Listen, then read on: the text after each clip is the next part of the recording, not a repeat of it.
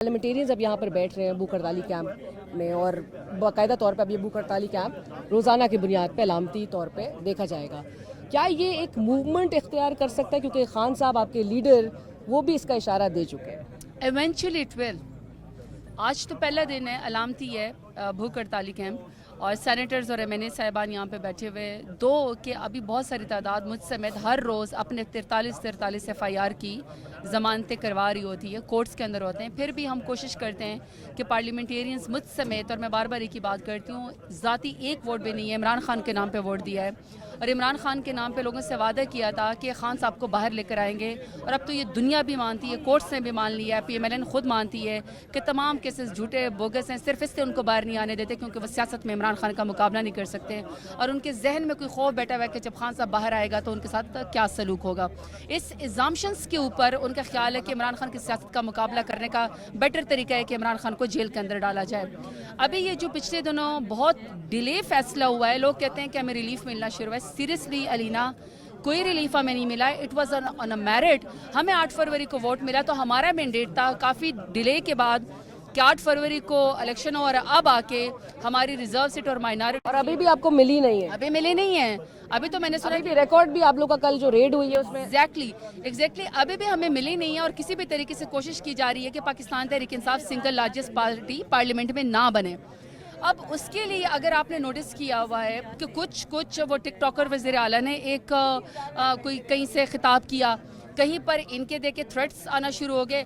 इनको कानून, इनका हर वो फैसला पसंद है जिसमें आवाम की आवाज़ को दबाया जाए, वो पेज ये लोग आइन का फाड़ के फेंक देते हैं, जिधर फंडामेंटल राइट्स पाकिस्तान के लोगों को चाहिए होते हैं, जिधर आवाज़ दबानी होती है। लेकिन जिधर इनको कानून सूट करता है, इनको हर वो चीज़ ठीक लगती है। अब अदलिया के ऊपर इन्होंने अटैक करना शुरू किया, और मैं ऑन रिकॉर्ड कह रही हूँ, अदलिया से अगर हमें रिलीफ मिला, रिलीफ नहीं मिला, हमें इंसाफ मिला, ये हमारा हक था।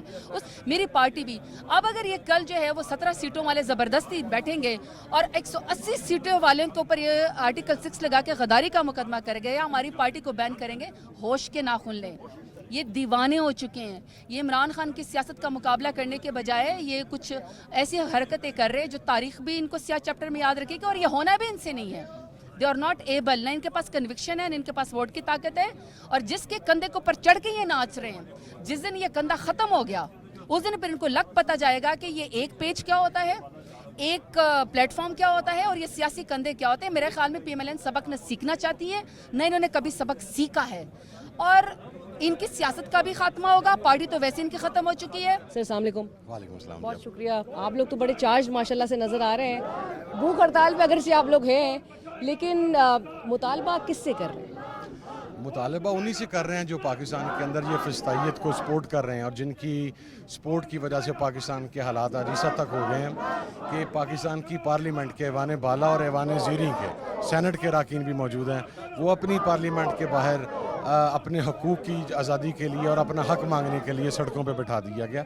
मैं ये समझता हूँ कि पाकिस्तान के अंदर, पाकिस्तान की रिसेंट पॉलिटिकल हिस्ट्री के अंदर फिस्तायत की इससे बड़ी एग्जांपल नहीं मिलती। परवेज़ मुशर्रफ के दौर की फिस्तायत हमने फेस की। मेरे वालिद उस वक्त का नेशनल असम्बली के मेंबर थे, गिरफ्तार भी हुए, मैं खुद भी जेल में रहा, but that was nothing. I mean it was not even like 5% of this what is happening right now. सो क्या कह सकते हैं हम? ये किस तरह मामला को लेकर जाना चाह रहे हैं, और आपको क्या नज़र आ रहा है आगे होता है? बिस्मिल्लाहिर्रहमानिर्रहीम। शुक्रिया।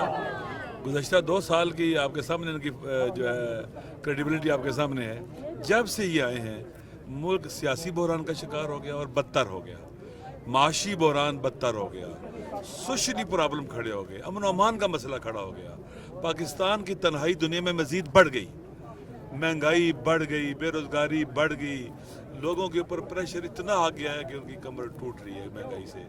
जो हमारा मिडिल क्लास तबका होता है वो भी बहुत श्रिंक हो रहा है, बहुत कम हो रहा है, जो मुल्क की रीढ़ की हड्डी की भी असर लगता है। इसके अलावा अल्लाह कानूनियत का तो दौर दौरा है।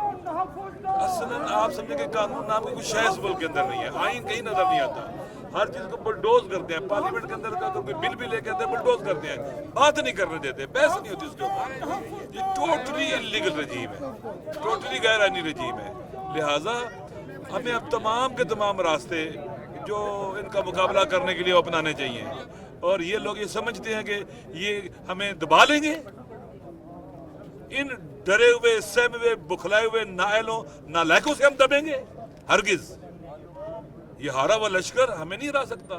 رشتہ دیوار ہے, ہار ان کا مقدر ہے. انہوں نے فیلئر کو دوبارہ سے ری انفورس کیا ہے, اور یہ اسٹریٹجیکلی بہت بڑی غلطی ہے ہماری اسٹیبلشمنٹ کی, جس نے بھی کیا ہے. لہٰذا اس شکست میں وہ بھی شریک ہے, اس تباہی میں وہ بھی شریک ہے جو ان کو لے کے آئے ہیں. ان کو جواب دینا پڑے گا, آج نہیں تو کل. لوگ قبروں سے بھی حساب لیتے ہیں, آج لوگ نہیں بھولیں گے. اس کا اصل مقصد یہ ہے کہ یہ جو گرفتاریاں ہو رہی ہیں, جو کریک ڈاؤن شروع ہے پارلیمنٹیرینز کے خلاف, ممبر پروونشل اسمبلیز کے خلاف, جو سینٹرل آفس ہے پاکستان کی سنگل لارجسٹ میجورٹی والی جو پارلیمنٹ کی پارٹی ہے, اس کے آفس کے اوپر جائیں تو اس وقت چھت پہ اس وقت بھی پولیس آپ کو معلوم ہے کہ موجود ہوگی. خواتین کو وہاں سے اریسٹ کیا گیا, وہاں ریکارڈ لے گئے, جو الیکشن ریکارڈ لے گئے. ہمارے مائنورٹی کے ممبرز آئے ہوئے تھے سندھ سے, وہ ابھی تک لاپتہ ہیں تینوں جو ہیں. وہ وہاں پہ آپ کو پتہ ہے ٹکٹس کے حوالے سے وہاں پہ آئے تھے. پھر ہمارا جو سٹاف تھا, جو بیچارے ملازم تھے, پیڈ تھے, ان کو وہاں سے لے گئے. سو یہ ہیرسمنٹ ہے, یہ فسطائیت ہے.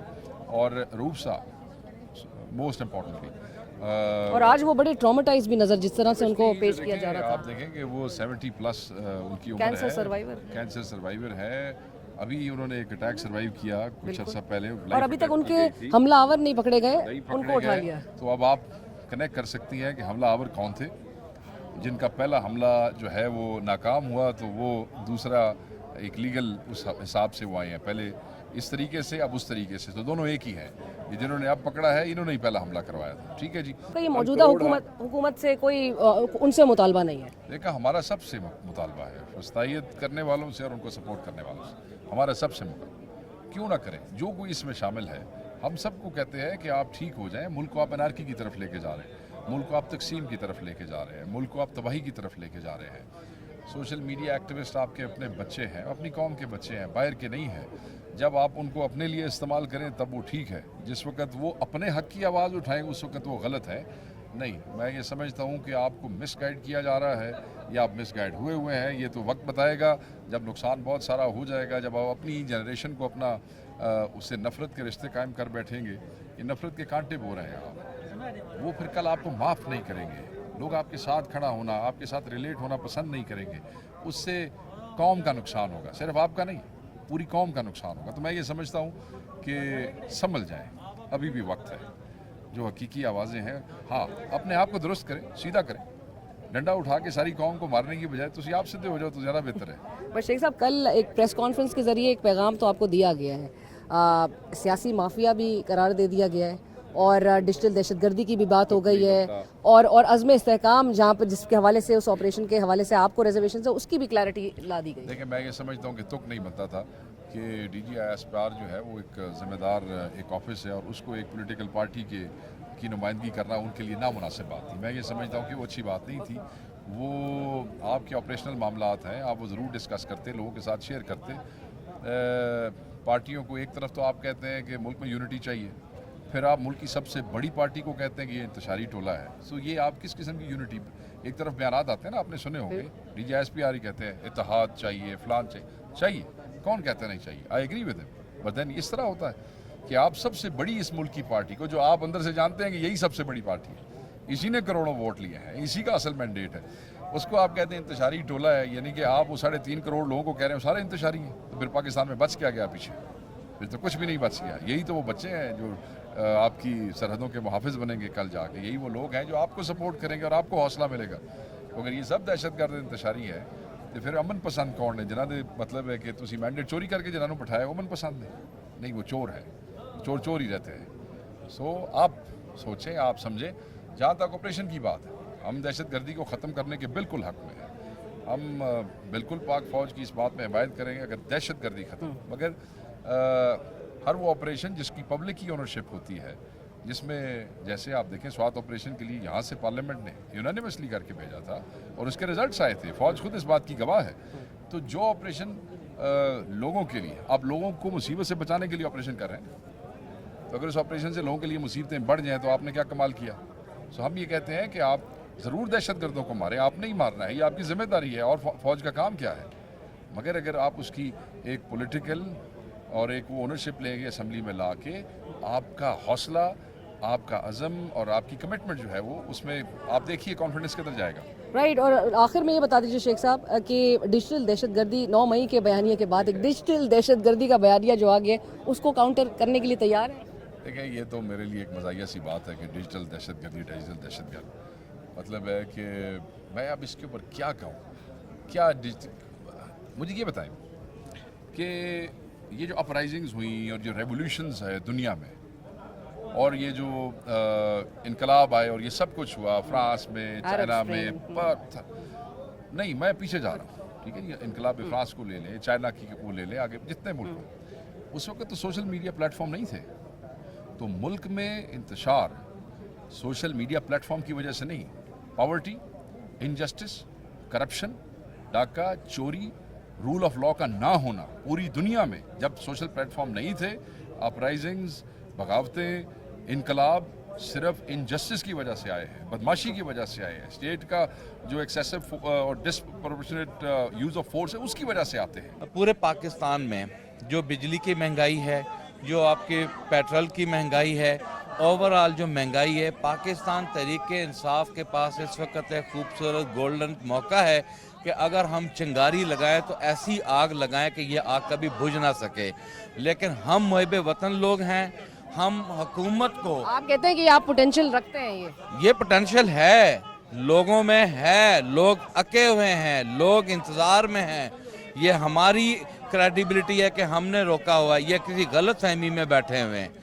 یہ ہماری اسٹریٹجیز ہیں کہ ہم ایسی آئپ کریٹ نہیں کرنا چاہ رہے. ہم نے ایوان کو رن کرنے میں جو ہے قانونی آئینی اپنا کردار ادا کیا. ہم چاہتے ہیں کہ جمہوریت آگے چلے لیکن جو رویہ حکومت کا ہمارے سامنے ہے اور اسپیشلی وہ رویہ کس وقت آیا جب ہمیں ریزرو سیٹس ہمیشہ یہ کہتے ہیں کہ جی آئین کی جو ہے وہ کہ منفی آرٹیکل 51 کی اگر ٹھیک تشریح ہوئی ہے اور پی ٹی آئی کو پی ٹی آئی کا رائٹ مل چکا ہے تو آئین کی بحالی ہوئی ہے کہ آئین ٹوٹ گیا ہے.